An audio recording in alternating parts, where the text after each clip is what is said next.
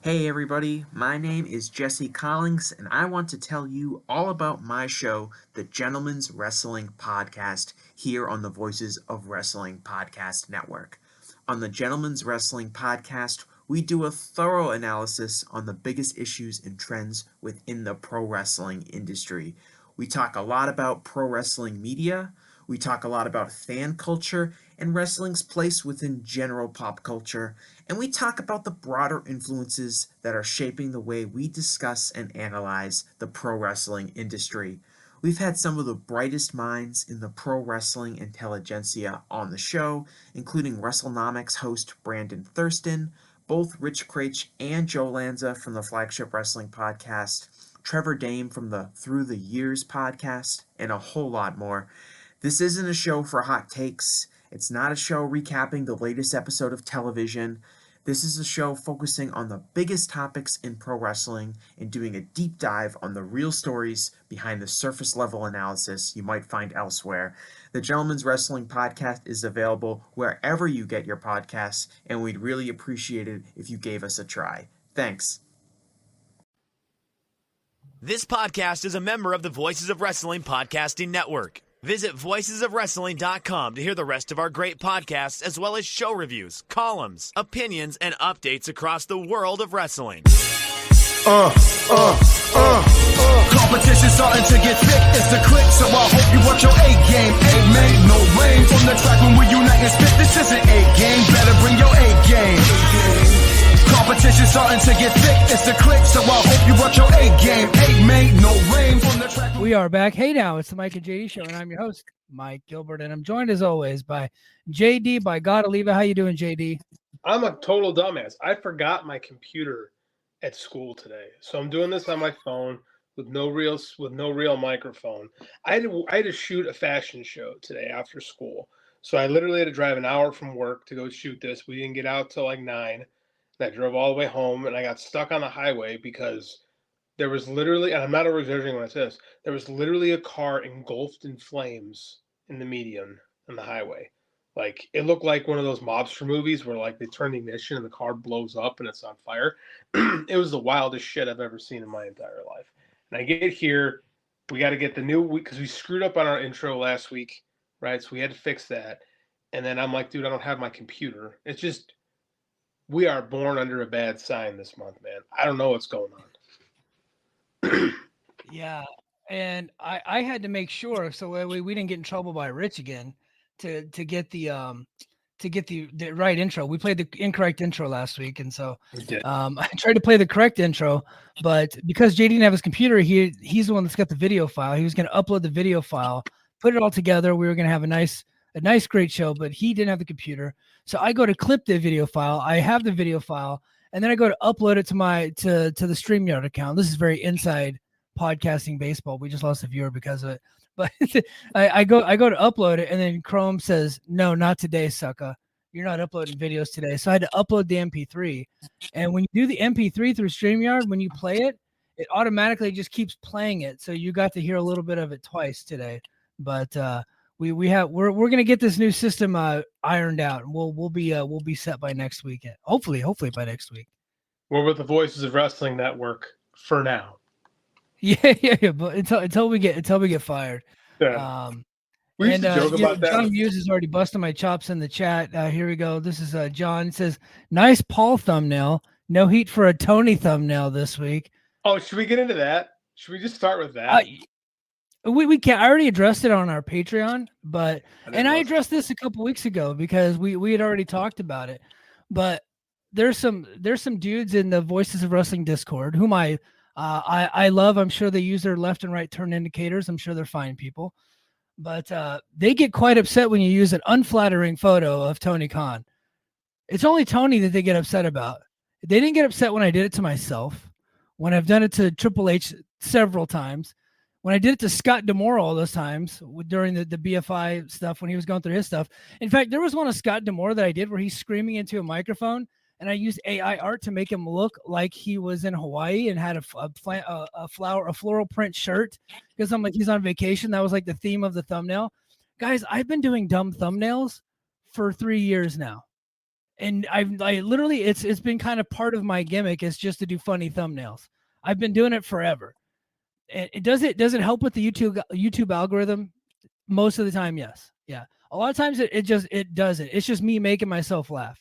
But for whatever reason, the Tony ones get the most attention because the guys like Wrestle Talk and ad free shows and all these other clowns and grifters on YouTube are using the most unflattering images of him, and they're creating controversy when controversy doesn't exist. So the one that they got mad at this past week was me using the neck brace one, which I happen to love.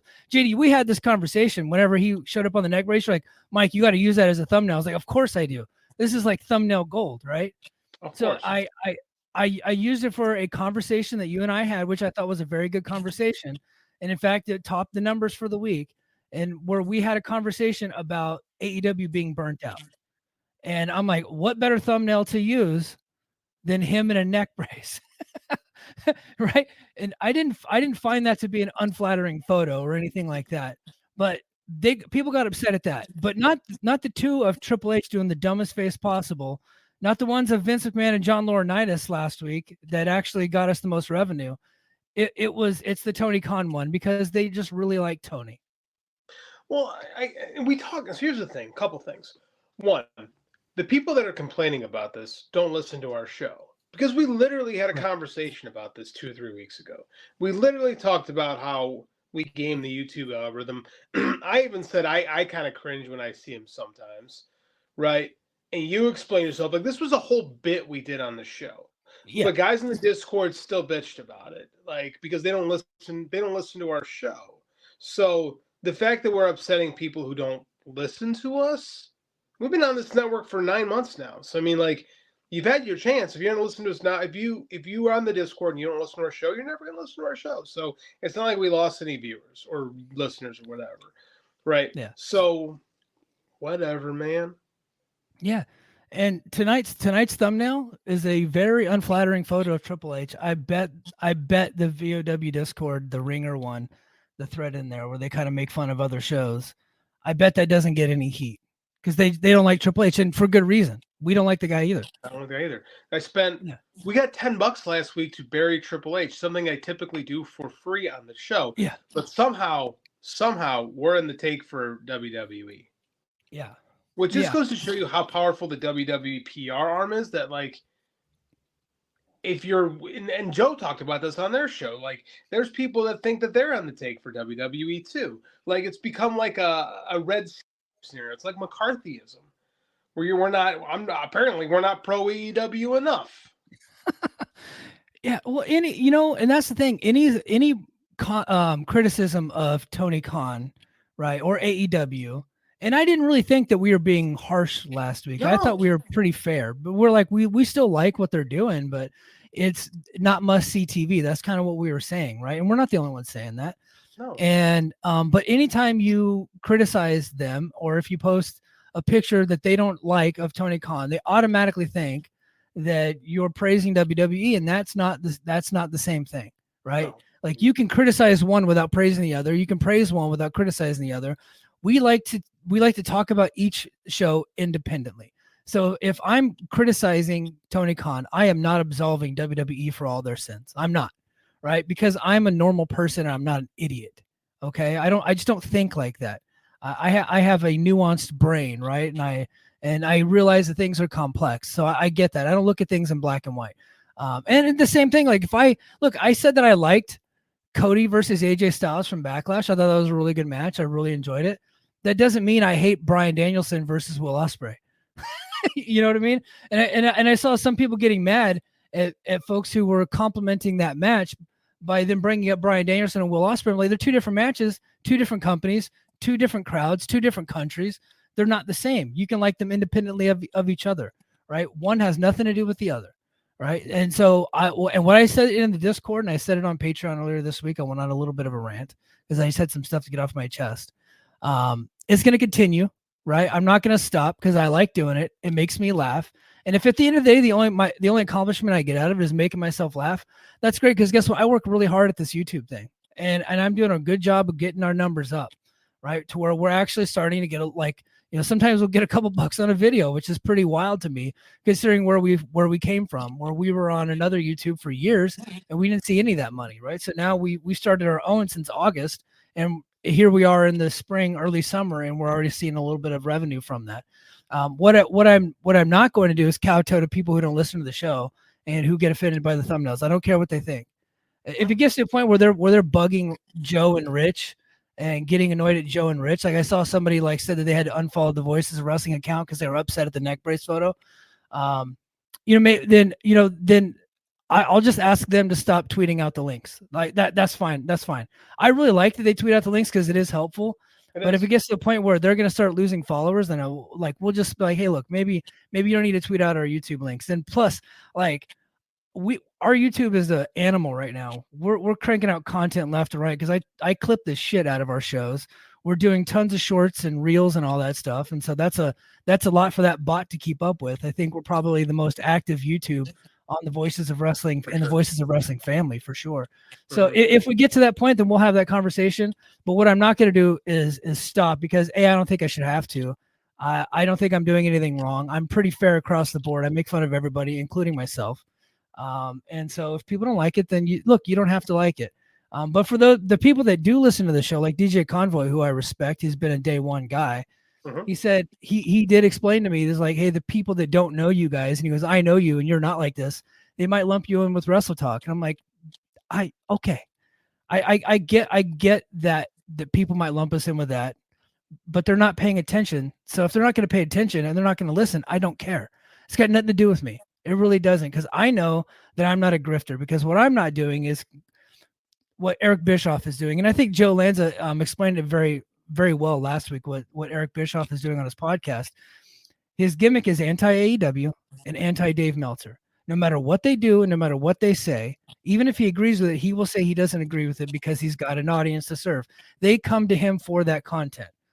You and I take everything on a case-by-case basis. We have never come on this show one time, and it's never happened, where we didn't have an opinion that we didn't absolutely believe in. Have we cranked up the heat a little bit, right? And telling some jokes and maybe kind of turn it up to 10 a little bit? Yes, but the basis of what we were saying was absolutely true. JD has never said, hey, Mike, I think I should take this position. And then I'll be like, oh, I should take this position. No, we don't even prepare for the show. No, isn't that obvious? Yeah. So we're not them. That's not what we do. And if you think that's what we do and you're not actually listening, I don't care what you think. You're nothing to me. So just listen to somebody. Look, there's a lot of great content on this network. There's a lot of great content. And I think we're one of the better shows on the network, right? But we have a lot in common with a lot of other shows. I think Shake Them Ropes is a great show. Flagship, obviously. Flagship is probably the best wrestling podcast out there. And I hate saying that because I think we are too, but I look, Joe and Rich are the kings right now. Right? And I'm just saying that because they're our bosses. I've gotten to the point where I can't listen to their show before our show because I'm afraid I'm gonna steal their content. Oh, I'm saying, yeah, I can't. I have to make sure we record our stuff before them, 100%, or before I listen to them. Yeah, so that's where I'm at with it. You guys can check out a lot of other stuff on this network if you're worried about Tony Khan neck brace photo. But I'm not gonna stop doing it. Here's where you and I came from. When we came from Fight Game, Garrett's big thing was he was trying to make it more of a YouTube-based channel, not just podcasts, right? And you and I really embraced that and went whole hog with that. So we come here and we are, I think what helps us stand out on the network is we are a YouTube show. Before we're primarily YouTube, everything we do now is pretty much video based. Our conversations are video based. We have a lot of visual jokes, so I think that helps us stand out. And part of what we do is like I said, this is all Mike too, by the way. I'm the guy with the video production degree and teaches his stuff. Mike's the guy. Thanks for the thumbs up. Whoever just threw that, because I can't tell. Mike's the one who's driving this, and the silly thumbnails help. But if it bothers you that we have silly thumbnails, it's fine. Don't listen to us. We get a lot of people read our YouTube comments every week. People tell us we're stupid all the time. And they're right. We are stupid. That's part of our gimmick. That's what we do. I don't even have a microphone today. I'm on a phone. Of course I'm an idiot. What the hell? Look at my name. Yeah, you know what? And I've been doing it since I started podcasting 3 years ago with you on Brace for Impact. I always tried to have a funny and engaging YouTube thumbnail. The only one there was one that I tried to get through, and Garrett put the kibosh on it. And I was like, you know what? You're absolutely right. That was a bad idea. Mickie James returned to TNA or Impact Wrestling back in the day and was kind of wearing a shirt that got Paul Fontaine pretty excited. And I wanted to put on the thumbnail, Mickie James titillates Impact Wrestling in return. And he's like, maybe titillates is not the one to go with. And of course, I was going to use the thumbnail of her coming down to the ring. And I was like, you know what? You're right. And then now that I have my own YouTube channel, I'm like, now I see where Garrett was coming from even more, because I'm like, that now my name's on it. It's my deal now. I'm not doing that. Yeah, he wasn't wrong. Garrett wasn't wrong about that. I forgot about that, but I totally forgot about that. That's hilarious. So yeah, it's whatever. Like, I'm of the mind that if everybody likes what you're doing, you're not standing for anything, right? If everybody's got something good to say, you're not making enough of a stand. And I think you and I are our own show. We have our own opinions. Yeah. They don't necessarily align with everybody's, but I'm fine with it. Yeah, we have a lot in common with what Rich and Joe like, but we're definitely not parrots of them. You know what I mean? No. We're not gonna mimic them at all. We're always just ourselves, and we were that way when we were over. Look, we did an Impact show on Fight Game Media, and we always did good or better than most of the other shows on the network, because we were just ourselves, right? That's just people like that, and we were not like we didn't have a gimmick to where we were just crapping on TNA every week. We liked some shows, we didn't like other shows, but we always kept it real. And that's just what we've always done here. And that's what we're going to continue to do. And I really love the fact that we're over on this network. I love this network. I think we have a great relationship with everybody here. And so for those of you that have that just kind of hopped on since we've been on the Voices of Wrestling Network, thank you. We love you, and we're not going away. And, if you want to really support the show, head to patreon.com/the Mike and JD show. We got a lot of stuff going on. I did an MLW review this week, JD. I know. I texted you, like, do I have to start watching MLW again? Yeah, and my answer was no. Yeah, I was like, is this gonna be? I thought it was gonna be like a new segment for us. We talked about MLW again, but I guess I'm good. I don't have to watch court. Yeah, no, you're good. Unless something like significant happens. But if you guys want to listen to what I got to say, go over to Patreon. I uploaded it there exclusively for Patreon. So that's been up there all week. And I also did an episode of Brace for Impact over the weekend. And I actually solicited yesterday on Patreon. So we have a free feed on Patreon, and I'm going to start uploading stuff to that more often. But I solicited a Q&A. We got a lot of good questions. So we're actually going to do a Q&A segment coming up this weekend, and we're going to be putting that up for everybody that's on Patreon. So that's going to be coming up here pretty soon. So lots of Patreon content. Go to patreon.com/the Mike and JD show. If you're watching on YouTube, please give us a thumbs up, hit that subscribe button, and lay down a comment. We greatly appreciate it, because more so than a catchy thumbnail and a catchy headline, the greatest thing you can do to help this show and to help us defeat the algorithm is to actually engage with it. So thank you very much for doing that, if you guys are so inclined. And no matter which feed you're watching, if you're on the Mike and JD show feed or if you're on the Voices of Wrestling Network feed, they would love the engagement too. So please give a thumbs up and lay down a comment. I would greatly appreciate it. JD, top story. You want to go ahead and just get into it? I want to get into your background. I love that you went with the solid magenta lighting. Oh, yes. It complements the blue that I have really well. I'm very proud of you. Like, you've learned a lot, my friend. I'm sitting here looking at your lighting scheme, and I'm very, very, I wanted to publicly shout you out for stepping up your game.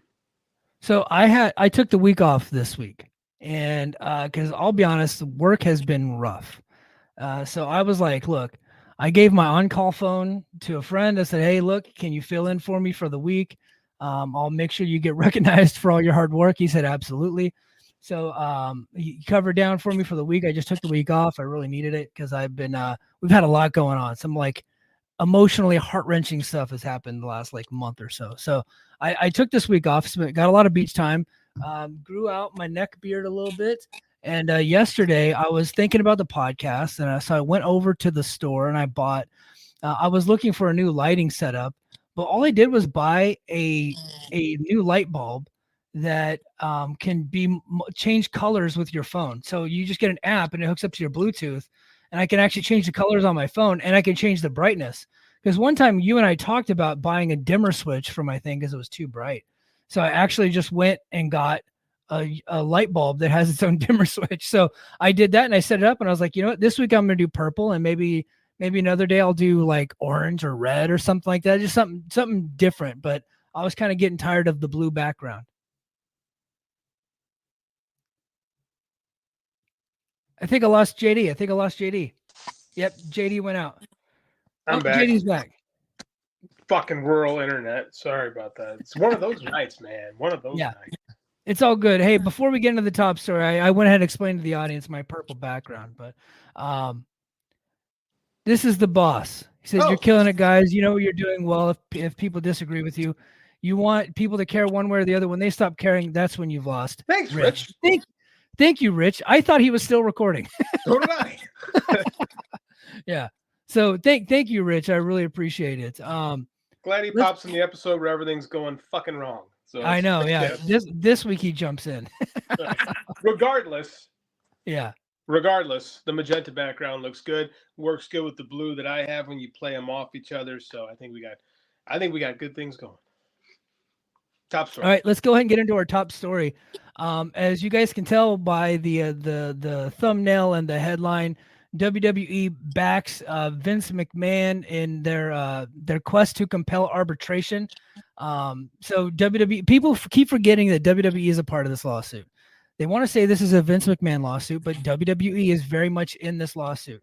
And WWE joined up with John Laurinaitis and Vince, and they have they made a motion to compel arbitration against Janel Grant. So basically, because of the NDA that Janel Grant signed and that Vince McMahon signed, they're using that, even though Vince McMahon didn't pay. He stopped paying, and that's why we're here. They want to compel arbitration to keep this out of the courts. They're trying everything that they can. So all three of them have joined together. We talked about this possibility a couple weeks ago. It has now happened. They had a lengthy filing. I was able to check out a little bit of it. I actually just tried to pull it up on the Observer website, but I just could not find it. It was on their main page, but I don't know what happened to it. But yeah, they're going to compel arbitration. So WWE and Vince McMahon and John Laurinaitis all on the same side in this lawsuit. Of course they are. I mean, like, they don't want this to go to trial. They don't want, the last thing they want is discovery, right? That's why they settle with MLW. They don't want anyone going through their stuff. And that's why Vince McMahon's trying to, say what you want about him. He's always been pretty good at playing the court of public opinion. Like, his whole thing this last week with, Janelle, was it this week actually? Oh, she sent all these explicit text messages and da-da-da-da. Well, do you have them? Well, no, I deleted them. But, like, that's the thing is, like, all you got to do is just release that happened, and, like, you try to shape public opinion, and it's a civil trial. It's not a criminal trial. So you can kind of do those things. So, I mean, like, they're just trying to force them to settle, right? And realistically, this is a civil trial, man. These things usually settle before going to court. Yeah. I said this from the jump. I would be surprised if this actually goes to court. She'll get a very healthy settlement, right? None of them. I would love to see this go to court personally. I just don't think that's going to happen. Yeah, I don't think it is. I was able to find it. Now, this is a quote from WWE. It says WWE disputes Grant's allegations, but as a threshold matter, this dispute cannot be heard in court because Grant agreed to arbitrate her claims. WWE therefore moves to compel this action to arbitration, WWE said in the filing. If the case moves to arbitration, that would mean that the case would move to private mediation and out of public court. So that's what they're looking for. They don't want this to go to public court. They don't want this to go in front of a jury or nothing like that because the burden of proof is much lower that way. They just want to get this thing over with. All three defendants in the lawsuit, WWE, McMahon, and John Laurinaitis, support taking the suit in this direction. Simply put, Grant has no claims actionable in this court because the separation and non-disclosure agreement she signed with McMahon and WWE, the monetary benefits of which she concededly accepted and retained, contains an arbitration provision that unambiguously precludes this court from adjudicating her claims, WWE further said. So with that said, Vince McMahon stopped paying. So the NDA, it doesn't appear that the NDA would even be held up in this case. No, that's the whole thing. But that's the whole thing. They're going to claim that because she added the addendum that it has to be arbitrated, we have to go to arbitration, even though Vince stopped paying. right? That's their entire argument. Dave seemed impressed with that argument. Now it's going to, and again, it's going to go to arbitration. It's all a matter of how much, right? Again, I would love to see this go to court. Not going to court. They're going to arbitrate. Yeah, no, I think it's eventually going to go into arbitration. I think it behooves the Janel Grant side to hold out as long as possible, because the longer they hold out, probably the dollar figure is going to go up, unless of course WWE and Vince and Laurinaitis are able to provide some type of damning evidence that corroborates Vince's claims that this was all consensual the whole time. But as of right now, as you mentioned earlier, I guess the dog ate Vince's texts. He said he deleted them once the relationship was broken off. And so, but they did say that they think that it'll all come out in discovery should they go to trial, but they're not trying to get to discovery. So it's kind of a veiled threat at that point. Well, it's a stupid threat because Vince might have deleted his text, but it takes two to send a text message. You think Janel Grant's deleted those texts from Vince McMahon? No. That's the thing. So again, but it's all court of public opinion. Like he's just trying to, he's very good at this. He's very good at massaging idiots, for the lack of a better term. Like, and there's a bunch of people on there right now going, yeah, look at her, a bunch of Roman Reigns avatars and stuff like that. A bunch of guys who want G-Sports. So, I mean, I don't know, man. I think this thing's, I don't know if done is the word, but I mean, very, very soon we're going to stop hearing about it. Yeah. Yeah, I think it's only a matter of time before this whole thing gets settled. But look, we're going to keep talking about it until that point happens. So as each new story comes up, and for the most part, I'm going to try to make it our top story because I do think this is the most important story in all of wrestling, regardless of what else is happening. So I'm going to try to make it the top story as often as possible. Our second top story, and boy, did I try to get the inside scoop on this, JD, or what? I really tried to get the inside scoop on this Noah story, and man, I got the big, not exactly a stiff arm, but our homeboy is kayfabing us a little bit. Our friend did not answer our questions for this. I'm sure this kind of blindsided him too, quite frankly. Yeah. So I was super bummed that we didn't get any scoop skis on this one, but it is what it is. Yeah. So Noah wants a WWE partnership. Actually, Cyberfight, the new president of Cyberfight, stated at the press conference, Yusaki Okamoto, who was appointed as the new president of Cyberfight on Wednesday, so that's the parent company of Noah, said one of Cyberfight's targets was to strengthen their relationship with WWE. Said CyberAgent, the parent company of Cyberfight, also owns ABEMA and a streaming service that is the new home for the WWE content in Japan, including Raw, SmackDown, and premium live events. WWE and Pro Wrestling Noah have worked together in the past. Nakamura took part in a Noah event back in 2023 where he wrestled the Great Muta in one of Muta's final matches before retiring. Kenta also made some appearances while he was working for WWE. Wednesday's press conference saw Keiji Muto being appointed as an official scouting advisor for Pro Wrestling Noah, and it was announced that Oka Sasaki and Ita would be officially joining Pro Wrestling Noah. But Noah making the big push to be a partner with WWE, man. What do you think? It's interesting. Disheartening in a little bit, in a way. Mainly because any company that's partnered with WWE winds up not surviving. So my brain always goes there. Like WWE was doing stuff with All Japan at the beginning of the year, and All Japan fans really rejected that. Right? They brought in Charlie Dempsey to challenge for the title, and the All Japan fans kind of shit on it. I can't help. Now, here's the thing: Japanese wrestling fans like Japanese wrestling. I'm talking about native fans, right? Not people from the States who are pro fans or whatever. I wonder how their fan base is going to react to this. I mean, Noah's been really good this year. You talk about, I haven't been watching, and I heard Joe and Rich praise the last Great Voyage show. And I was like, man, I got to go back and catch this. They're saying it's good things. Like, because Noah, I used to be a huge Noah fan. The last year really kind of turned me off to the company a little bit. I just wasn't connecting with anything. So I was curious. I don't know, man. I don't know how this is going to react. I don't know if Cyberfight really just wants to be NXT Japan. And where does DDT fit in all this? Because DDT's got that relationship with AEW, and it's a very different kind of company. Yeah. It's interesting to me. It's interesting. It's kind of scary because we know WWE's history with working with other companies. Look at the UK scene. There's a lot of people at fault for that, but I think WWE is probably the biggest one for killing that scene. And Regal kind of sold out all those companies over there, and they poached all the talent, and they ended up putting some of them on the WWE network, and nobody ever watched any of this stuff. And next thing you know, pandemic hits, and those companies are all out of business. WWE's been looking for their foothold in Japan for a long time. I think they were at one point trying to buy Noah. I think, didn't they try to buy All Japan at one point too? Or they did try to buy both, yeah. Yeah. And of course, the Japanese companies they're very patriotic. They don't sell to outsiders. So it's kind of I think it's kind of cool that they do that. So because they don't want anybody kind of getting their grips into their companies from overseas. So yeah, but it's really hard to say.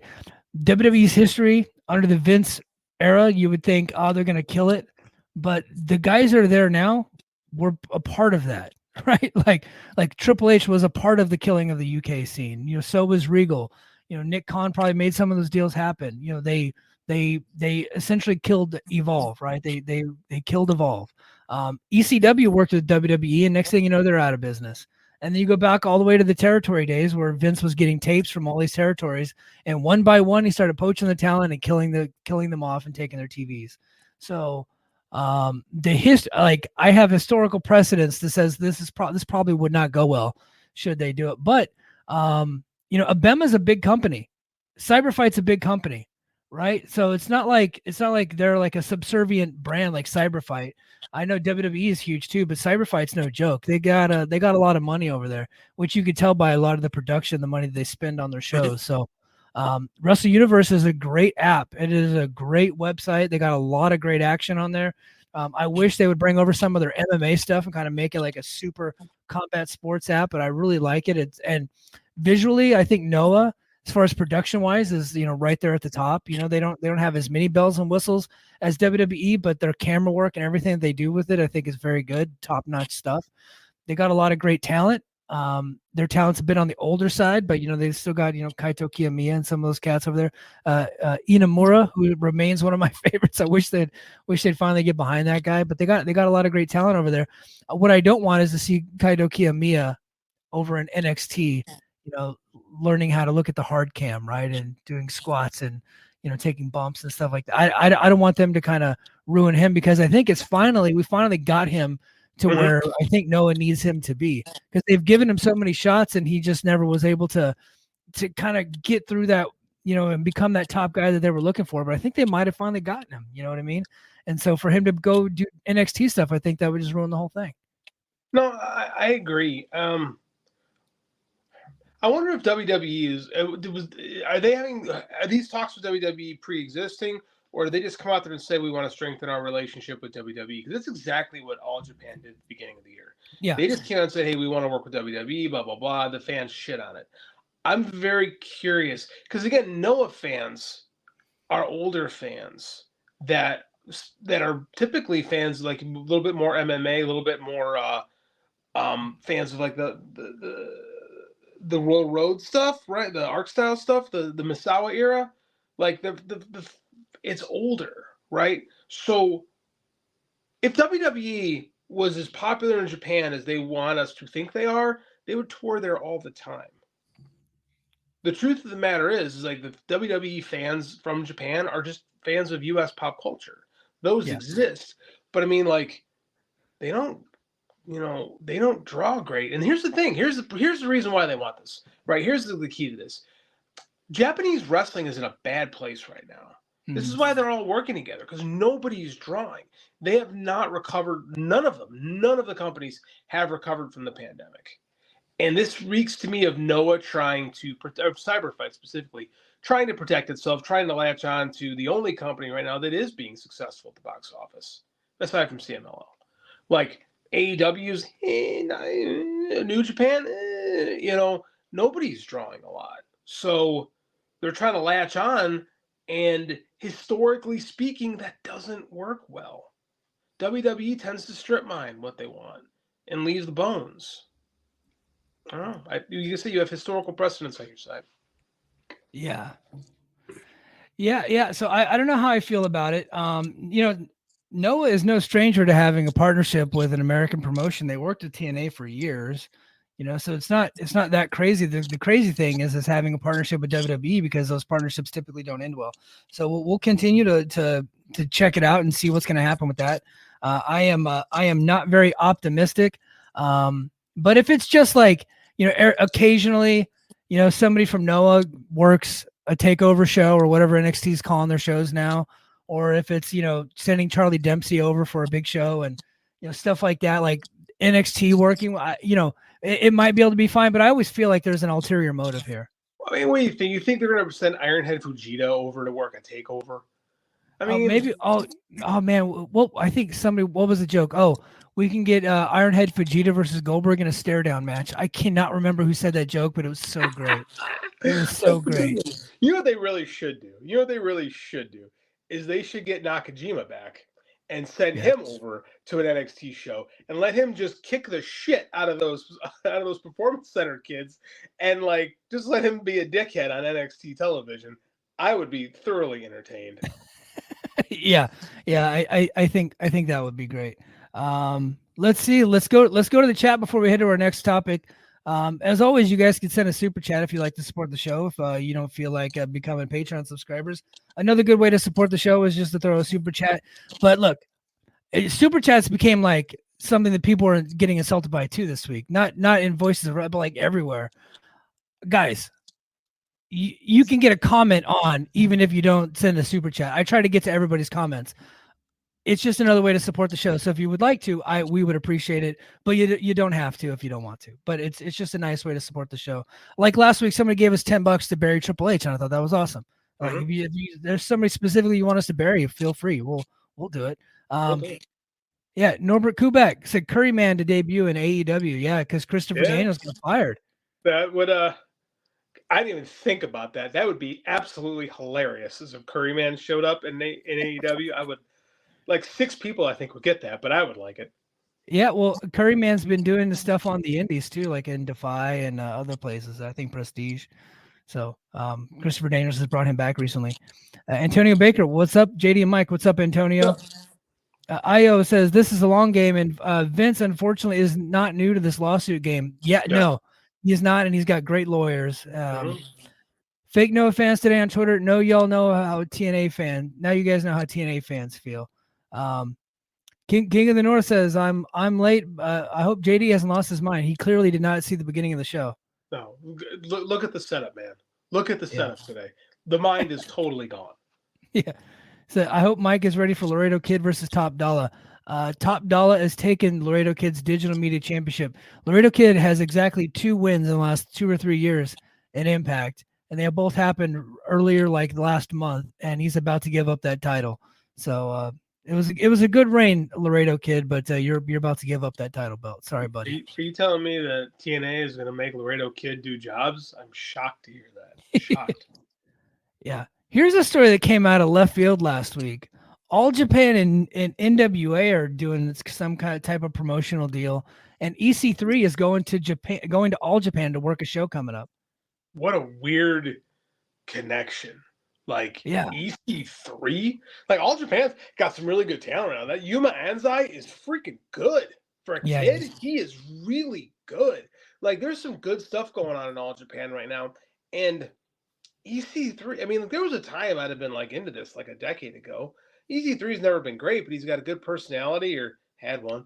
Like, I don't know, man. This is odd. See what I'm saying? Like these Japanese companies are latching on to something from the US, trying to get a spark of something, and you wind up with EC3. Weird. Yeah. Let's see. King of the North's got a lot of comments in here, but I'll get to this one. It said Nakajima kicking the dog shit out of Brian Pillman Jr. Yes, that's what we're looking for. That would be perfect.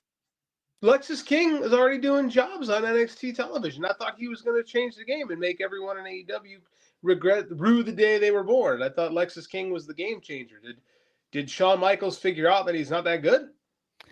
I think this would be the 3rd company in a row that figured out that he's probably not that good. MLW knew early on. That's why they did not fight to keep him when AEW wanted him. And then he goes to AEW, and sure enough, they had buyer's remorse there. Let his contract expire because it's too nice to fire people. Unless you're Jose the assistant, I guess. Yeah, what'd that guy do? Jeez. Yeah, I don't know. And now it looks like NXT is kind of figuring it out too. But Kyle Long. Okay, so Mike and JD, Timothy Thatcher with Imperium. Timothy Thatcher was already in NXT and he failed and they fired him. And so he's in Noah. So I don't think that anybody's clamoring to have him back. So I don't know, man. Thatcher does good work in the ring, but I mean, like, I've never loved watching Timothy Thatcher work. I like him in Noah. I think he fits well with that brand. In what Noah does, yes. In an American-based promotion, I mean, just kind of there. Like, he's a solid worker, but I don't know. Yeah. All right. So I was gonna get to I wanted to talk about Daniel Bryan. That's a Freudian slip. Bryan Danielson. Sorry. I was thinking about him earlier today, but let's go ahead and get to I think this story is a little bit bigger right now. So it looks like Collision is actually going to be doing a residency in Arlington, Texas. So as first reported by Dallas News, AEW and the city of Arlington announced a historic partnership that will feature AEW hosting a summer series of events on the path to AEW All In. They missed a really good opportunity to call it the Summer Sizzler Tour, like Dusty would have done. What's that tour? Yeah. From Esports Stadium in Arlington. So I guess kids play video games there. Beginning Saturday, July 20th. So they're going to do a bunch of AEW Collision and Ring of Honor there. I think they said in the actual press release, they said Ring of Honor dates will be announced too. So, but they're doing Death Before Dishonor there. And so I think Ring of Honor almost has a damn residency in Texas too. They do a lot of stuff in Texas with Ring of Honor. But I think, you know what? I think this is a sign of a couple of things. I don't think that it is like all the doom and gloom that people make it out to be. This is actually probably going to turn out to be a pretty good deal and financially good.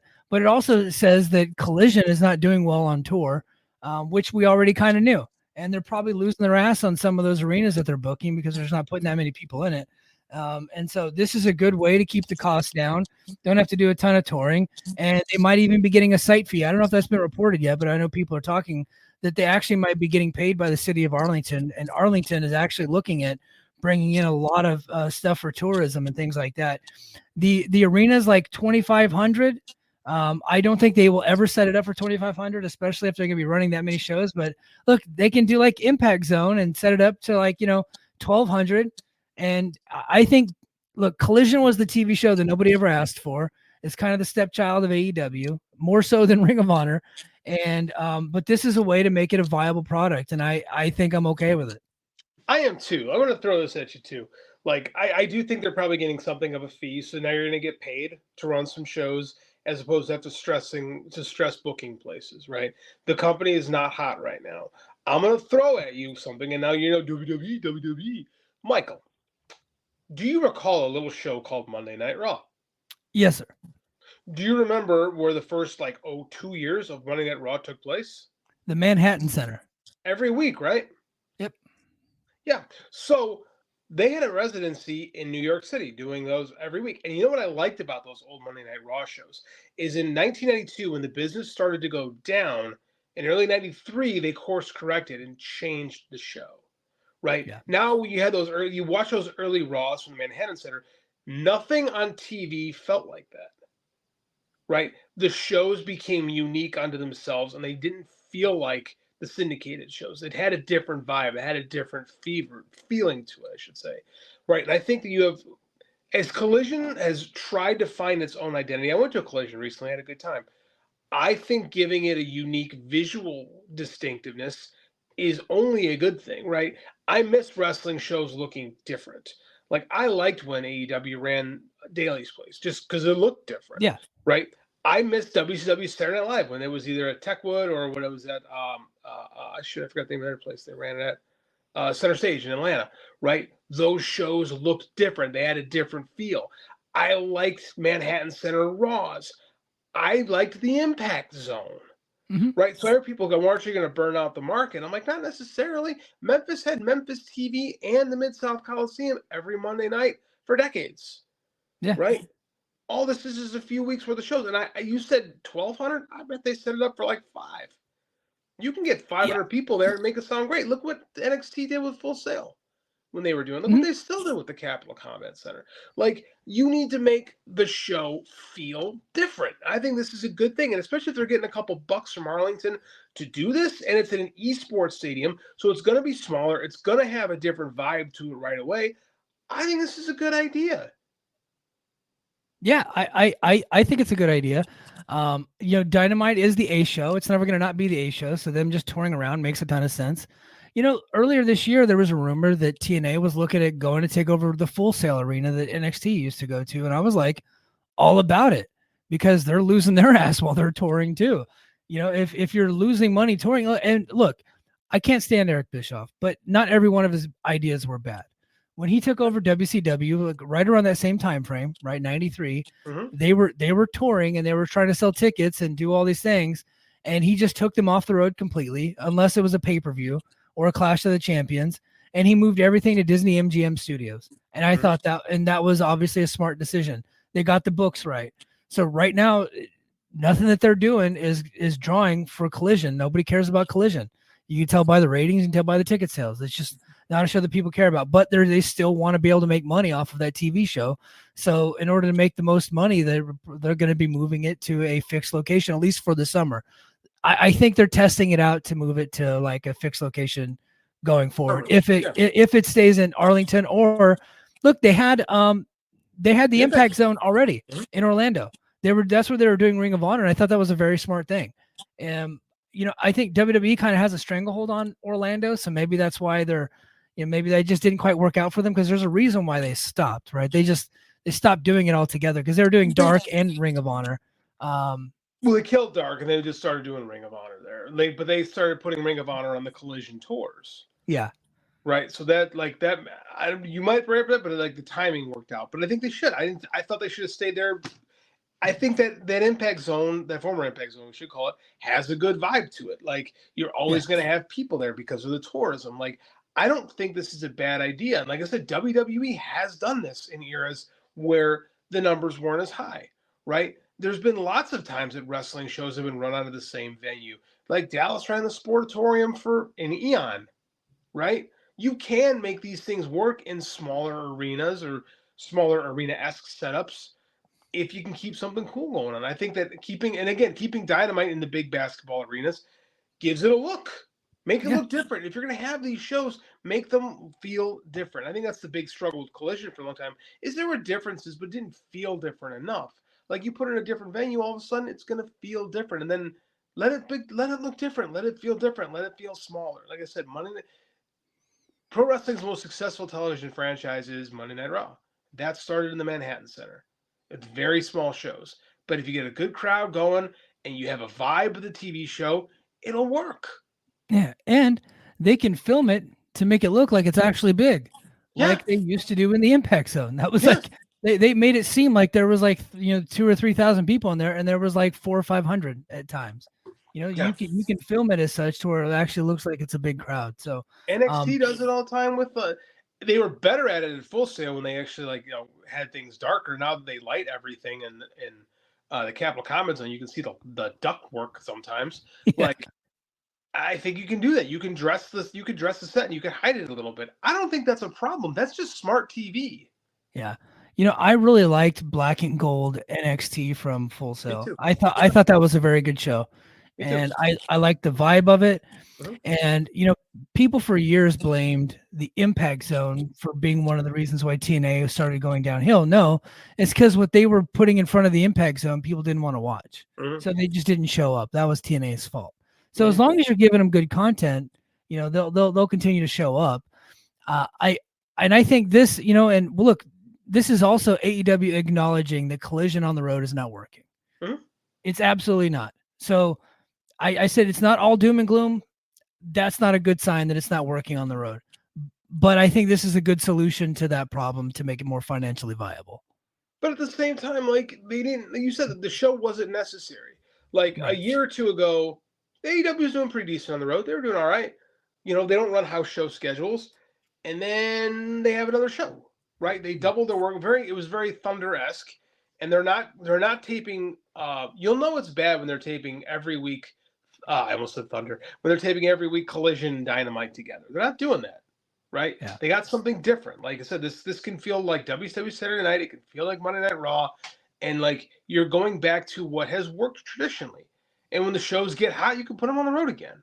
Like even those old Nitros, right? You watched Nitro when the show wasn't hot. They were running in different kind of venues because they weren't filling arenas every week. Yeah. Yeah, they're doing like, nightclubs and stuff like that just to do kind of different like specials, and I think that look cool. The most famous NWO invasion angle came at MGM Studios in the parking lot. Yeah. They used to do parking lot shows, and they were cool. They felt different. They looked different, right? Like we have to stop running. We have to stop in wrestling running towards what WWE has done for the last 25 years. We have to stop that and start like being creative. And this is, in my mind, especially running in an esports arena, something that's totally different than what we've seen, right? It's going to be a different vibe, different setup. Be different. Don't be like them. TNA, right before the pandemic, I think it was like the year before the pandemic, actually ran an esports arena in Los Angeles. And they actually did really well. It looked really cool, but just their cameras are terrible. But the pictures of it, I thought was actually really cool. I did not realize just how big esports was, that they actually have like 2,500 seat arena. That's a decent sized arena, man. Like I said, I mean, 20. They're not going to dress for 2,500. They're going to, like you said, anywhere from 1,000 to 500 is my prediction. And I think you do it based on the crowd you have that night, and like it's an experiment. Like I said, I like experimentation. I think this is cool. Wrestling every week from basketball arenas is freaking boring. Do something different. Yeah, well, and I think this also means I think it was King of the North in the chat said this means probably means more CMLL guys because it's in Texas. I think I can see that. What a shame. Yeah, I think. Well, it means, and he says I'm on board. I also think this means we'll see more of the Von Erichs because they every time they go to Texas, you hear Stranglehold, and so I think that definitely means we'll see more of the Von Erichs. And Lance Archer probably won't go months without an appearance because they always book him when they're in Texas. It's true. Arlington is a suburb of Dallas, so I think you got a good point on both of those. Yeah. All right. So next story, I thought this was very interesting, and I don't think it's getting enough play. Bryan Danielson's contract ends just before All In, but he says he wants to stay on and through the Tacoma Dome show, which I think is either in September or October. The Wrestle Dream Tacoma show that's happening this coming. Actually, I think it's in October. And then he's going to be essentially a free agent. He's only going to work part-time schedule. I don't think this is getting enough play, man, because he is a vital piece to AEW. He is super vital. I don't see him going back to WWE because I think he feels he's an exec basically in AEW at this point, right? He's going to keep, I'm pretty sure he's going to keep his job there. Tony basically said he'd give him the keys of the kingdom if something ever happened to him. So I think that he eventually just resigns and just doesn't have a full-time contract, play it out. And, I mean, like we've seen this. I didn't think Cody was going to leave either, but I mean, like, I don't foresee Danielson leaving and going back to WWE. I just don't think they have a place for him right now. Yeah, my prediction is that he will stay in AEW. He obviously looks like he's very happy, but he was also very happy in WWE, and he wasn't the guy that left WWE because he hated Vince. He actually had a really good relationship with Vince, probably to which kind of kills part of my opinion of him because I'm such an admirer of his. But I don't think he's leaving AEW. But if I were WWE I wanted to take a huge chunk out of AEW, I'm doing everything I can to get this guy to come back home. I think that's like, if you're WWE, that's the move. And I think that there's money in a big Cody versus Bryan Danielson match down the road. Maybe not WrestleMania, but like one of their big four shows, stadium shows, I think could be headlined by Bryan and Cody Rhodes. I think there's money there. Could be. Yeah, I think that's why you're Tony. You have to keep him there. It's gonna be, when he is no longer a week-to-week performer in that company. It's gonna be bad. They haven't found a guy to replace him. Yeah, no, they haven't, and either company's probably going to give him like an Undertaker kind of schedule. So I'm sure he'll accept that. But with AEW, at least like if he wants to just go do like a random Tokyo Dome or like a random Arena Mexico, he could do that. But if WWE really wants him, they'll probably let him do that too. Like it's a new world out there. TKO's in charge now, so maybe they would just let him do that stuff. I don't know. Oh shit, my ring. I think that is super interesting. I just don't know how it's going to play out, but my prediction is he stays. Well, I don't think he gets to do Arena Mexico, the Tokyo Dome if he's back in WWE, because those companies are working with AEW. Yeah. But yeah. I don't think he's going anywhere, but that's definitely not a guarantee.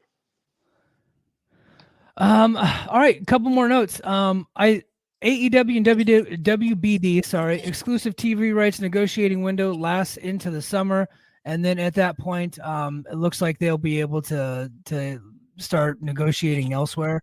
It looks like the NBA is heading over to NBC, so now there's going to be a void there.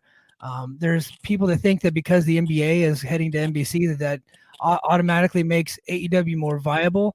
And then there's also the people that are like, look, if they lose NBA, they might just rebrand the whole damn thing and just put lower cost programming all over the place and just do more like, reality shows and home and garden shows and just play, reruns of The Accountant. So some people think that that's not even connected to AEW at all, man. But this whole TV thing is getting interesting, and we're getting down to the wire here. Well, here's the problem: is like they're redoing their contract, restructuring their contracts at a time when the big deals might not be being tossed out anymore. Like we talked about it last week. We're seeing contraction with the streaming services. We're seeing a lot of streamers like bundle together to stay viable. So, but they all need content, right? So you're going to get paid something. Are you going to get paid that $1 billion deal you were hoping? I don't know. Zaslav is always a wild card. You never know what he's going to do. The thing, like you said, though, is like they already have those networks, right? Like that's what all their TLC networks are.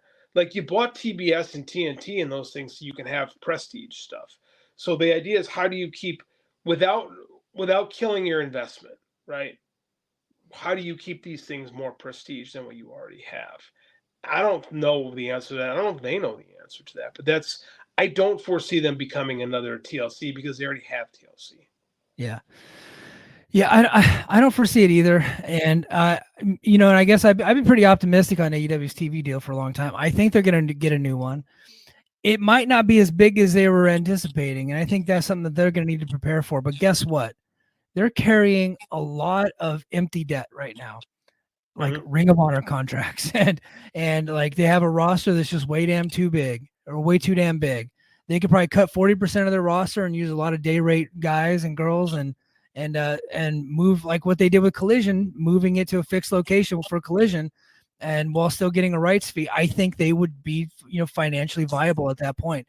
But right now, everything that they're doing is geared towards getting that next big rights fee, and the increase just might not be exactly what they were hoping for. And if that's the case, then they just have to start cutting costs. Which is fine. That's best business. Yeah. So the timing might just not work out, but we don't know. Like I said, with David Zaslav, you just don't know what he's going to do. He's not a very good CEO. No, WBD is losing its ass, and has not been good for a long time. Couple notes. Mercedes. I don't know why I put this in here. Mercedes finally a heel. Thank God. Right? I mean, come on, dude. That was actually a good angle. Like. That I'm way more interested in Mercedes and Willow after that angle than I was beforehand. Like Willow, Dr. bombed her through a table and it looked freaking awesome. My first thought was, well, I guess Mercedes' ankle's okay and good to go. Like it was actually a good way to further that angle. Like Willow's a loved babyface, and like I don't know if they thought Mercedes was going to be a babyface and they accepted it, or they just thought this is going to work itself out. I think they thought it was going to work itself out because they already went through this with Saraya. And I think they just said, well, we can't push Mercedes as a heel right away. People are going to dig her. We'll just let it work out. And it has. Like, she's a better heel. The AEW audience does not like her. Let's be honest. Like, no one's chanting CEO. No one's, like, feeling it. Like, her WWE shtick is not working here. And in my opinion, that should just be her shtick permanently. is that's going to be her character and use it to get heat. Yeah, and I think she could probably be a pretty damn good heel in this company. And I don't know if that's exactly what they signed her on to be, because she super famous, all that, and she did come out to the big ovation, so they probably knew that. And but in hindsight being what it is, they booked her against Willow, who is like the best babyface on the roster. So maybe they kind of knew that this was all coming, right? Because Sasha Banks, I always felt, was way more effective as a heel in WWE. And then coming over here, she just came in as like a super famous person. People are excited to see her, but she naturally just kind of comes off as a heel. And with her robotic voice and the way she just kind of panders to the audience, and she calls herself the CEO. I mean, that's all total heel character. So I think it's working. Although, for Willow, she just has to be careful, because if you're going to go out there, dress like Hillary Clinton, you might become a heel yourself. So you got to be careful with that, with the pantsuits, be more of a badass. But the Dr. Bomb I thought was awesome. I thought that looked great. That table just exploded. I think she just laid into that thing, man. She did. It was like I said, it was really good. I do think Mercedes is also aware that she's a better heel than a babyface. Right. So I had to think they knew this was coming, because they didn't do anything to endear her to us, really. Right. They programmed her with, like you said, the biggest baby face on the roster right away. Like, they had to see this coming. So it's working. Like, it's working for me. It's probably going to main event the show.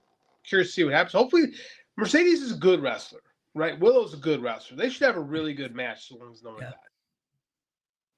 Yeah, I think they will. But man, I think that was it. I think I ran through all my thing. Let's get to the chat before we head out. Let's get to the chat real quick. Let's see. So Antonio Baker says Jim Cornette did that with Ring of Honor and OVW, just set it up to make it look bigger. That's what he did at TNA. Well, yeah. I mean, that's like an old school thing to do. We're talking about setting up the. What's that? The territory trick. Yeah. Byron Color says that's a Royal Rumble pay-per-view match if I ever heard one. Cody Rhodes versus Daniel Bryan. Royal Rumble, they can do one overseas in one of their big shows overseas. Obviously Rock versus Cody is happening at WrestleMania next year. So I think Bryan Danielson versus Cody's got money written all over it if they ever go that way, which I don't think they will. AEW being able to offer people office jobs, which include health benefits and stuff as a private company, is an underrated thing. Agreed. Yeah, well, they're not doing it with that many people, but yeah, if they would do it to their entire roster, I think that would be awesome, because I think that those wrestlers are employees. They're absolutely employees. I think the independent contractor stuff is crap, and AEW has been willing to do that for some people as long as they're famous enough, but they're not doing it for other people. Like when they get it, you know what I mean? So that's not true. If the talent has leverage, right? I mean, that's how they brought in the EVPs, right? Well, they brought them in, and now they got the health benefits, but they're not doing it for like JD Drake. You know what I mean? Sean Dean works in the office. Yes. Like, there are guys there who have legitimate jobs with the company, right? Also, who get insurance benefits. Like that's what he's talking. Like, there are lots of lower level guys who actually work for AEW. Well, yeah, if they also have a producer gig, or like what's that guy that we hate, Pat Buck, right? Who wrestles, like he's also a producer.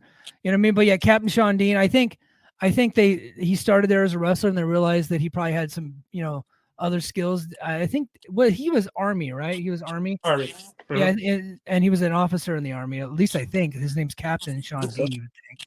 So they probably like, hey, you got some other skills. We'll put you to work doing other stuff. But I'm saying, like, if they did that for the entire roster, then that would be groundbreaking. I agree. No, they should. Everyone. If you work for this, okay. Tonight I was a freelance camera operator tonight. I'm an independent contractor. I showed up, I did my job, went home. I can work wherever the fuck I want. I'm a teacher. Like, that is not what they can do with any of the companies. Like, AEW allows you to do work some indies, but you work for AEW. Yeah. So you are an employee. Right. It's not being like a contracted plumber where, like, if I contract a plumber, but I hate my neighbor, I say, you can come here, but you also can't work on my neighbor's house.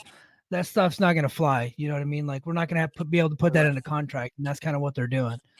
And it has been going on for a long time. So it's not AEW specific, but since you guys brought it up, I wanted to go on a little bit of a rant about how they're actually employees and not true independent contractors. Agreed. Byron Cutler, there's a guy in AEW I do see going to WWE, and that's Ricky Starks. I could see that. Yeah, I can see it. Yeah, in fact, I think he for all the big shows, I think he's actually there at the WWE shows carrying Cody's bags a lot of times. So I think it's like a natural fit for him to go there. I think I like Ricky Starks a lot. I think he's very talented. I think it's funny that everybody's like, well, that guy should go to WWE and then he'd be a star. It's like, well, whose spots is he going to take? Yeah. But hey, guys, I really appreciate everybody being here tonight. Sorry we started a little bit late. Sorry we had some technical difficulties early. Sorry that I went on. I'm actually not sorry I went on a big rant to start the show. I think that's pretty funny. But we really do appreciate you guys being here. Please give us a big thumbs up. Hit that like button. If you're listening on Apple Podcasts, Spotify, or wherever you get your podcast, please give us a 5-star review and let Joe and Rich know that you came here to listen to Mike and JD show. Head over to patreon.com/the Mike and JD show. So guys, if you're listening to this on Apple Podcasts or Spotify or Google Podcasts or whatever, but you don't want to hear all the ads, you can become a Patreon subscriber. $5 a month. A lot of times this show doesn't get uploaded until sometime on Friday, but I tip for the Voices of Wrestling Network feed, but I put it to Patreon right away. So it comes right in your feed on Thursday night. You'll have it in your, if you just like to get up and listen to it on your way to work, you'll have it right there on your Patreon feed. And I think that's how a lot of people listen to us too. So head over there. I have a Brace for Impact coming out this weekend. I also have already in the can a MLW review, and then JD, we're going to do some X-Men talk this weekend, right? We got our buddy Jeremy Feinstone coming in on Sunday night. We're going to talk X-Men 97. I haven't watched the final yet. I'm going to watch it tomorrow night. I'm very excited. Best show on TV. Yeah. And Patreon subscribers, if you're listening right now, I threw a Q&A thread out there. So please comment on that thread on stuff that you want JD and I to talk about. And the stuff that's not TNA related will end up on overtime. But the stuff that's TNA related, I'm going to just do on Brace for Impact. I like to keep my TNA talk on Brace for Impact, unless it's like a historical thing and JD wants to get in on it. But I like to keep the TNA stuff strictly to the TNA show. So please go ahead and comment on there. Let us know what you want us to talk about. And then I'm going to actually clip those segments, those Q&A segments for free on Patreon. So that way all the free subscribers can check it out too, as I make an effort to put more free content on the Patreon. So that's coming up. Lots of stuff coming out this weekend. All right, guys, that's going to do it for us this week. And until next week, mahalo. Competition starting to get thick, it's the click, so I hope you watch your A game. Amen, no rain from the track when we unite and spit. This isn't A game, better bring your A game. Competition starting to get thick, it's the click, so I hope you watch your A game. Amen, no rain from the track when we.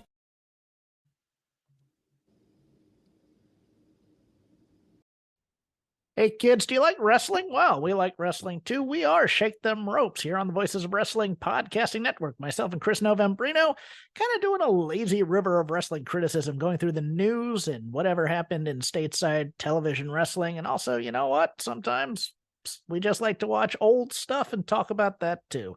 Love for you to give us a listen. If you haven't already, we are Shake Them Ropes here on the Voices of Wrestling Podcasting Network.